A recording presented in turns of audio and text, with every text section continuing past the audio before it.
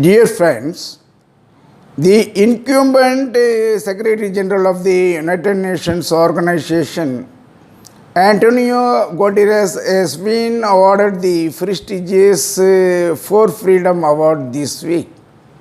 Formerly, Antonio Guterres has been working as the Prime Minister of Portuguese country and now is the serving ninth Secretary General of the United Nations Organization.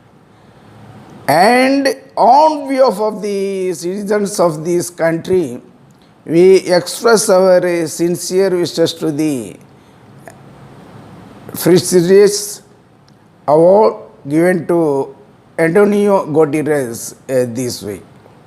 The point herein is that the four freedoms, that is, freedom of speech and expression, freedom of religion, freedom from fear, and freedom from want. These original ideas have been duly made by the wonderful speeches of the then President of the American state, Franklin D. Roosevelt, on January 6, 1941. And the next course of history has taken place that the first two freedoms have been duly incorporated in the First Amendment to the Constitution of the United States of America.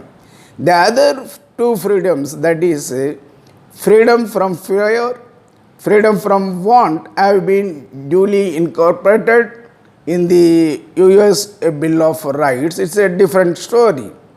Our point for consideration is that both the American President Franklin D. Roosevelt and the then Prime Minister of Britain, that is Winston Churchill, have made a joint declaration on August 14th, 1941, so as to accommodate these ideas, that is, freedom of speech and expression, freedom of religion, freedom from fear, freedom from want. These ideas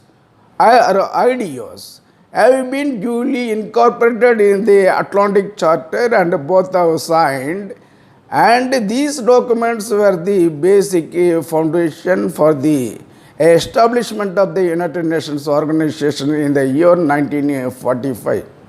The point herein is that both the American government or the government state or the British government or the British state have contributed immensely for the enrichment of the democratic values and the traditions all over the country. But after that, all the ideals have been damaged by these two countries by waging wars against the newly developing countries. It is a different story.